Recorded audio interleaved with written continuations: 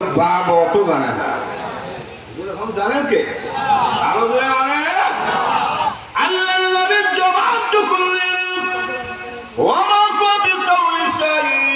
আমি কবি না।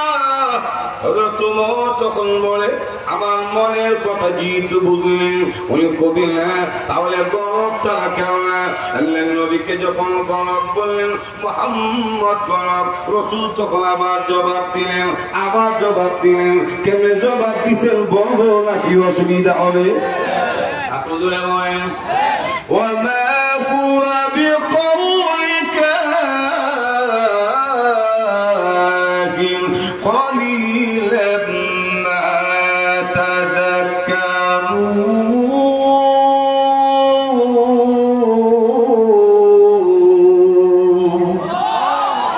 على النبي آيات جواب দিলেন وما هو بقول شقائر قليلا ما تذكرون ওমর আমি যা তেলাওয়াত করি বরকের কথা না, কলিলাম মা তাযাক্কারুন এই কথা তোমরা সকলে অনুধাবন করতে পারো না, অল্প সংখ্যক মানুষ মাত্র অনুধাবন করতে পেরেছো।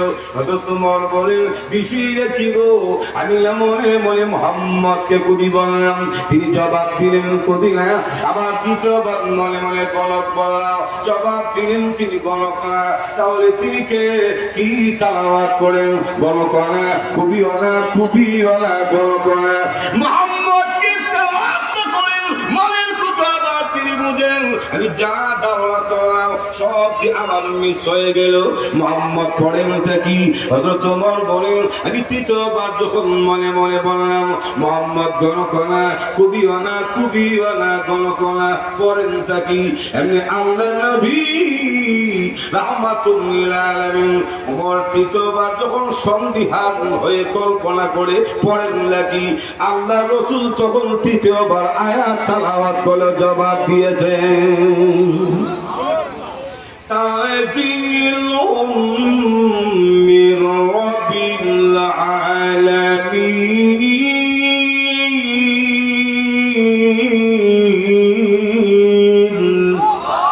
আল্লাহ নবী বলেন তানজিলুম মির রাব্বিল আলামিন। ওমর রে আমি যা তেলাওয়াত করি গণক না, কবিও না, কবিও না, আবার গণকের কথা না। আমি নামাজের ভেতরে যা তেলাওয়াত করলাম সমগ্র জগতের প্রতিপালক মহান আল্লাহর পক্ষ থেকে নাযিলকৃত আল্লাহর কোরআন তেলাওয়াত করি। আল্লাহর নবীর সুন্নত করতে তেলাওয়াত শুনে হযরত ওমর তখন বলেন ও পৃথিবীর মানুষা, গিয়েছিলাম মুহাম্মদকে হত্যা করে কোরআনের আলো নিভিয়ে দিব, কোরআন থাকতে দিব না, কোরআনের বিধান প্রতিষ্ঠা হতে দিব না, কোরআনের আলো নিভিয়ে দিব। কিন্তু না, কোরআনের আলো নিভাইব দূরের কথা। ওই দিন আল্লাহর নবী তেলাওয়াত শোনার পরে ওই দিনই আমি ওমর মুসলমান হওয়ার জন্য মনের মধ্যে আমার কল্পনা জল্পনা শুরু হয়ে গেছে। আল্লাহু আকবার। আল্লাহ কোরআন নাযিল করেছেন, কোরআনের দায়িত্ব আল্লাহ রাব্বুল আলামিন গ্রহণ করেছেন। এই জন্য ব্রিটিশরা পারে না, বুঝতে পারলো ঠিক কিনা? আবু জাহেল পারে না, উতবা সাইবা পারে না, এবং উমরও তখন পারে না, এবং কি ইংরেজরাও এই দেশ থেকে কোরআনের আলো নিভিয়ে দেওয়ার জন্য গভীর ষড়যন্ত্রে লিপ্ত ছিল, যার ফলশ্রুতিতে 3.5 লক্ষ কোরআন এই হিন্দুস্তান থেকে আগুন জ্বালিয়ে সারকার করে দেওয়ার ষড়যন্ত্রে লিপ্ত ছিল। ইংরেজরাও এই দেশে 3.5 লক্ষ কোরআন শরীফকে আগুন দিয়ে জ্বালিয়ে পড়ে সারকার করে দিয়েছিল। তাদের লক্ষ্য উদ্দেশ্য ছিল এই হিন্দুস্তানে কোরআন শরীফ থাকতে দিবে না। কিন্তু এই সাদা সামরার গোষ্ঠী তো জানে না এটা সাধারণ কোনো বই বা কিতাব না, এটা আল্লাহ প্রদত্ত কালাম, যাকে ধ্বংস করা পৃথিবীর কারো ক্ষমতা নাই। জুড়ে কোন ঠিক এরা কোরআন শরীফ জানাইছে 3.5 লক্ষ। আর আল্লাহ রাব্বুল আলামিন এই পর্যন্ত গোটা পৃথিবীতে কোরআন হেফাজতের 5ম পদ্ধতি অর্থাৎ হাফেজে কোরআন তৈরি করেছেন 4 কোটি। আপনাদের বলেন না ওই কোটি তো দুনিয়ার সমস্ত কোরআনের মধ্যে যদি আগুন জ্বালায় দেয়, আগুন জ্বালিয়ে কোরআনের এডিশন পুরাই দিতে পারবে। যেখানে কোরআন শরীফ ছাপানো হয়, ছাপাখানাতে বুম মেরে উড়াই দিতে পারে, কিন্তু 4 কোটি মুসলমানের সিনার ভেতর থেকে কোরআন বের করতে পারবে না। এটা কেরেল লাগে বের করা সম্ভব না। জোরে এখন ঠিক কিনা? আরো জোরে বলেন ঠিক কিনা? আপনারা এই কোরআনের পক্ষে আসেন তো ইনশাআল্লাহ? যদি নতুন করে কোন ষড়যন্ত্র করে আল্লাহর কোরআনের ইজ্জত রক্ষা করার জন্য জীবন বাজি রেখে শাহাদাতের তামান্না নিয়ে মাথায় কাপড়ের কাপড় বেঁধে বীরের মতো চাপে বসে কাকা বাস্তু বাসে আটকে কল্লা ফেলে খাই দিতে হবে।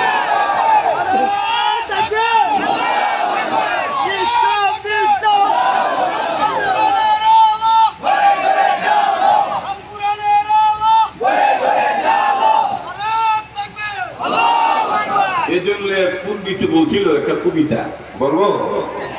যদি আগুন লেগে যাই পুড়ে যাই, যদি আগুন লেগে যাই পুড়ে যাই, পৃথিবীর সবের দোকান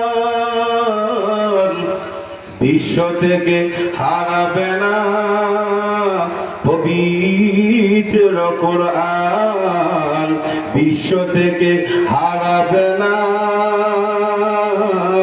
পবিত্র কোরআন। যদি আগুন লেগে যাই পুড়ে যাই, যদি আগুন লেগে যাই পুড়ে যাই, পৃথিবীর সবের দোকান বিশ্ব থেকে হারাবে না পবিত্র কোরআন, বিশ্ব থেকে হারাবে না পবিত্র কোরআন। কোরআন আছে থাকবে, কোরআনের আগুন যারা নিবাইতে আসবে তাদের জীবনের প্রতিদিন নেমে যাবে। জুড়ে বলেন ঠিক না? কারণ কোরআনের হেফাজতের দায়িত্ব কার? আরো জোরে বলেন। যে সেনাগাড়ির মাল কেরোসিনের পুহির বাতি না, যে ভুদিরে নিবেলি ঠিক না? আল্লাহ প্রদত্ত লাভ যা নিবানো কারো দ্বারা সম্ভব। ভালো করে দেখুন, আল্লাহ রাব্বুল আলামিন এইভাবে দাপে দাপে কোরআন নাযিল করে কোরআনের হেফাজতের দায়িত্ব নিয়ে এই পৃথিবীতে যে আল্লাহ কোরআন আমাদের মাঝে দিলেন, আমাদের উপরে কোরআনের প্রতি কোনো দায়িত্ব বা কর্তব্য আছে না নাই? আপনাদের বলেন কি দায়িত্ব? শুধু সানচেদের উপরে এঁকে দিবেন, অথবা গিলাপ লাগাইয়া শোকেসের ভিতরে রাখবেন, সফটওয়্যার বানায়া মোবাইলের ভিতরে রেখে দিলি কি কোরআনের দায়িত্ব আদায় হবে? আপনাদের বলেন তাই আসলে কিভাবে কোরআনের দায়িত্ব পালন করেন? রেখে দিলে হবে না, সানচেদের উপরে রাখতে হবে না, সফটওয়্যার বানাইয়া কোরআনকে মোবাইলে রাখতে হবে না। তাহলে কেমনে হবে? কিভাবে দায়িত্ব আদায় করেন? সংক্ষিপ্ত ভাবে বলতে গেলে গোটা পৃথিবীতে সর্বশ্রেষ্ঠ ইসলামী অর্থনীতিবিদ যিনি, জাস্টিস আল্লামা তাকি উসমানী ইসলাহুল কুতুবাতে উল্লেখ করেছেন, মুসলমানেরা কোরআনের হক বা দায়িত্ব আদায় করতে হলে প্রতিদিন মুসলমানকে অন্তত 3 ভাবে কোরআনের উপর আমল করতে হবে। এক নম্বর দায়িত্ব হলো প্রত্যেক মুসলমান সহি শুদ্ধভাবে কোরআন শরীফ তেলাওয়াত শিখতে হবে। সহি শুদ্ধভাবে কোরআন শরীফ তেলাওয়াত করবেন এবং কোথা থেকে শিখবেন, কেন শুদ্ধ করে শিখবেন?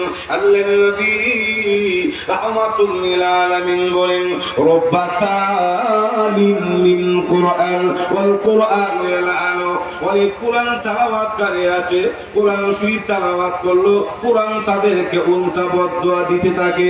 প্রশ্ন করতে পারেন, হুজুর আল্লাহর রাসূল বলেছেন কোরআন তেলাওয়াত করলে প্রতিটা ওয়াক্তে সওয়াব 10টা, তাহলে বদদুয়া কেন দিবেন? বদদুয়া কেন?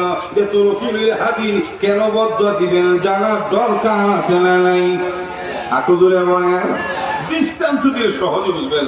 আপনাদেরই খোলাপাড়া ধরেন একজন ব্যক্তির নাম হইল কালামিয়া। যেরকম কোন মিয়া? এখন আপনাদের খোলাপাড়া বাজারে গেলে কালামিয়া দেখলে কেউ যদি বলে খাইলা খাইলা ওই কাল্লা দিকে যখন বলেন তো দেখি কালা মেয়েকে যদি কেউ কাল্লা বলে এই বেলা কি তা আপনার কপালে সোমা দিব আমার তো মনে হয় যতটুকু দেখে ততটুকু দৌড়াবে মজুরি হল ঠিক কিনা কেন কারণ তার নামটা অশুদ্ধ করে ডাক দেওয়ার কারণে তার মনের মধ্যে কষ্ট লাগে ব্যথা লাগে একটা মানুষের নাম যেমন ভাবে অশুদ্ধ করে ডাক দিলে তার মনে ব্যথা লাগে আল্লাহর কালামও যদি কেউ অশুদ্ধ করে তালাবাদ করে আল্লাহর মনেও ব্যথা লাগে